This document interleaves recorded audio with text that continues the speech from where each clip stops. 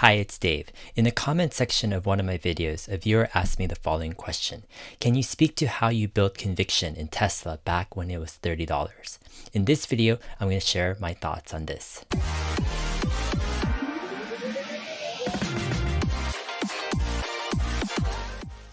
I'm coming to you from Glacier National Park. Yesterday, my kids found a ton of huckleberry bushes right by our campsite. They look like blueberries but are smaller and a bit more tart. My kids were so excited, they probably picked and ate a couple hundred huckleberries each.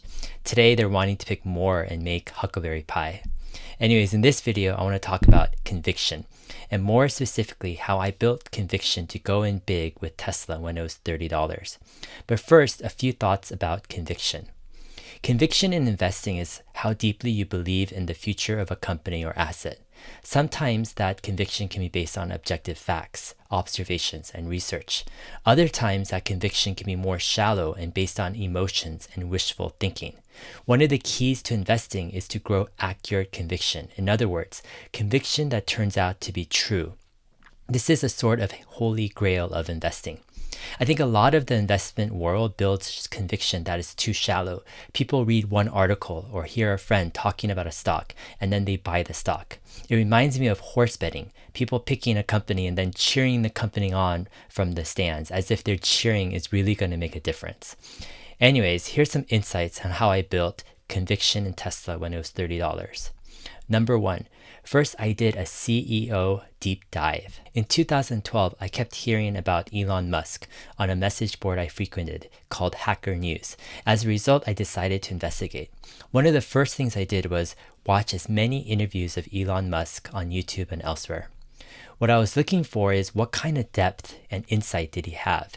What most people don't realize is that so much of the success and failure of a new company is based upon what is inside the head of the CEO. So it's important to get inside the head of the CEO as much as possible. After watching dozens of interviews of Elon Musk, I was impressed by his thoughtful and clear answers. He wasn't just giving surface-level replies, but he was really trying to get to the essence of things. So I decided to dig deeper. I spent a good few months, probably spending 20 to 30 hours a week, reading every single article and watching every single video of Elon Musk ever published.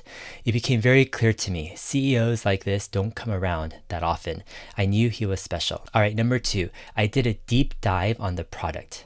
Tesla had just started making the Model S during the summer of 2012, but the ramp was extremely slow. I was deeply motivated to find out how good a product the Model S was. I found the online forum, teslamotorsclub.com, and I spent a good 30 hours a week reading every single owner's experience and thoughts about the Model S.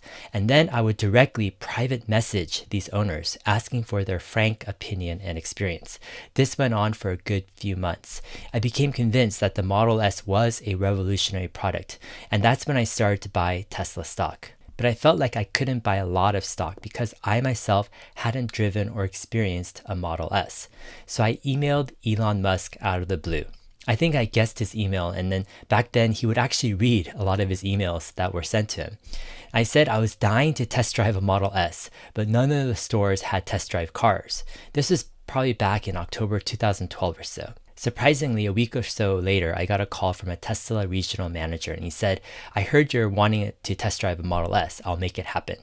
So I went to this private appointment that I set up with the Tesla manager, and I told my wife that if the Model S blew me away, then I thought we needed to put almost all of our money into Tesla. She was more nervous than anything. Anyways, I was blown away by the Model S. I knew that if Tesla could just make the Model S smaller and cheaper, then they would dominate the entire auto market. I returned from that test drive and started to buy Tesla stock in earnest, making purchases several times a week for several weeks until most of my cash was spent. Lastly, number three, I couldn't believe Tesla's market cap was so low. At that time, Tesla's market cap was about $3.5 billion, a far cry from today's $300 or so billion market cap. I thought that was insanely low. First, it wasn't easy to get to where Tesla was. The Model S was a groundbreaking car that I thought was a decade ahead of its competitors. And Tesla had their huge Fremont factory, so even if they went bankrupt, I thought they could probably sell it for a couple $1 billion. Further, if Tesla failed, they could probably sell the company to Apple or Google, who I knew would likely be interested in buying them. So I thought the downside risk was quite low. And the upside I thought was immense because I felt the jump from the Model S to the Model 3 would be all about execution. It was totally doable and Elon would push through to make it happen. In fact, I was scared that the stock would suddenly jump to a market cap of $10 to $15 billion before I finished my buying. Luckily for me, the stock hung around $30 for the remaining of 2012 and into 2013. Now, it's entirely possible that Tesla could have failed and went bankrupt, and my investment could have went to zero. Now, I risked a lot because I eventually put all my liquid assets into Tesla, but I still would have been financially okay if Tesla failed because I had a business and I also had some real estate. But more importantly, I would keep looking for opportunity. All right, I want to hear from you guys. How are you building conviction for your investments? Are there any companies that you're researching that you think might have potential? Share them in the comments. Also, if this video has been helpful, please like it and also subscribe to this channel to keep updated with new videos. And if you're on Twitter, I'm at HeyDave7. We'll see you in my next video. Thanks.